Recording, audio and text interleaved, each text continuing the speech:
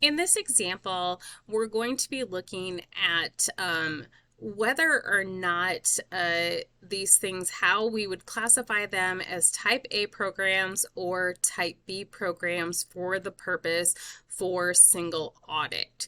As we can see, we have the award received, the award currently expended, whether it was a major award or not, and the audit findings in the prior year.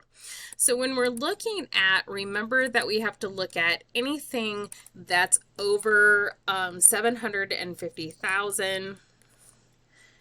And then we also have that 3% threshold. So we're going to add up the total amount of awards, and so that we can look at that 3% amount. Okay, so we have the total awards expended for the year are 17,130,000. So we want to look at what is 3% of that to look at that threshold. Okay, so the 3% threshold for a type A program is 750,000, because it's either 750,000 or 3% of the total award expended. Since 3% is lower than 750,000, we're going to use 750,000. So the type A programs that we have are anything that would have extended that 750,000. So that's going to be a type A. This one at 434,000 is B. 1 million is A. 963,000 makes it an A. Of course, 4 million makes it an A. This is going to be a B, B, B. This is an A, and that is a B. Okay.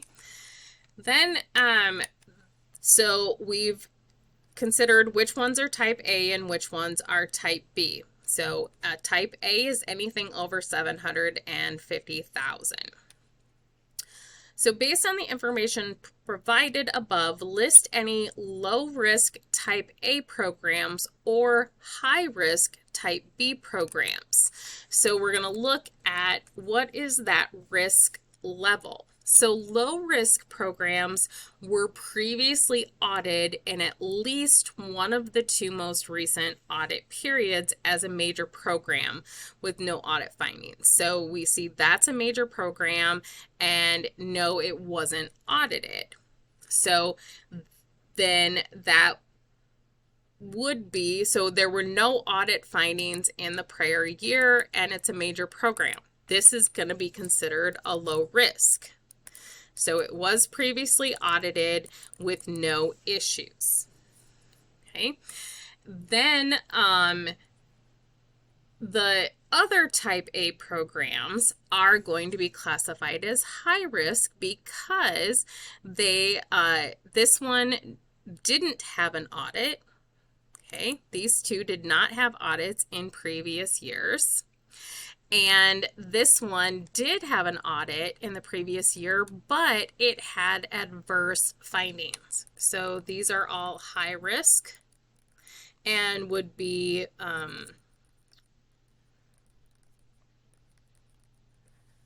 okay. Now looking at the B programs. So some type B programs are too small to be assessed. So how you decide if a B is a high risk is that 25% threshold. It's 25% of whatever the A threshold is. So our A threshold was 750,000. Okay, so the threshold of 25%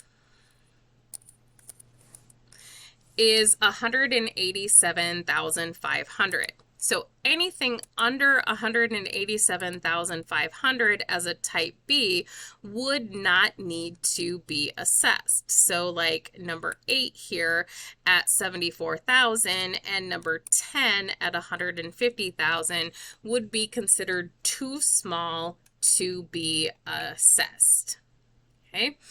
Of the remaining type B programs,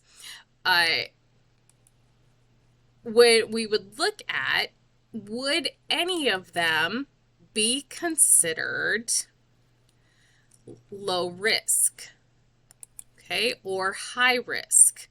So in order for a high risk B program, it needs to be at least 1/4 the number of a low risk type A program. Okay, so type A, program 1, is the only low risk type A program that we have. So only one type of B program needs to be identified. Okay. So we could look at what's looked at as major funds. So we have looking at these different funds. So here we have like program 9 was audited. There were no audit findings in the prior year. Oh, it's below. This is a B. Okay. Because it was a major fund, it was audited with no findings in previous years. So we would focus on, so that takes care of 8, 9, and 10, because 8 and 10 are too low to be measured. 9 would be considered a low risk. So we're going to look at 2, 6, and 7 as potential high-risk B programs. Okay. Then the third question is, based on all of this information, which programs would we select for audit and why? Well, programs 3, 4, and 5 would be accepted for audit because they're type A and high risk. So those are automatic audits for the single audit. In addition, any type B program that we identified as a high risk would also need to be evaluated. Because the county is not a low risk audit, a minimum of 40% of extended amounts must be audited. So you would look at, do any of the type B programs fit this amount? Okay, and so that when we're looking at what is the 40%, okay, so they need to audit a minimum of these expenditures. So when they're looking at these 3 high risk, then they would also have any of the Bs could be selected. They've already identified 2 as too small and 1 as a low risk, so they would likely include B, 6, 7, and 2 in the audit because they're not considered a low risk auditee. So now you can see this is how you would use that type A, type B, low risk, high risk methodology from the textbook in an effort to decide which federal grant programs that you have received would be subject to a single audit.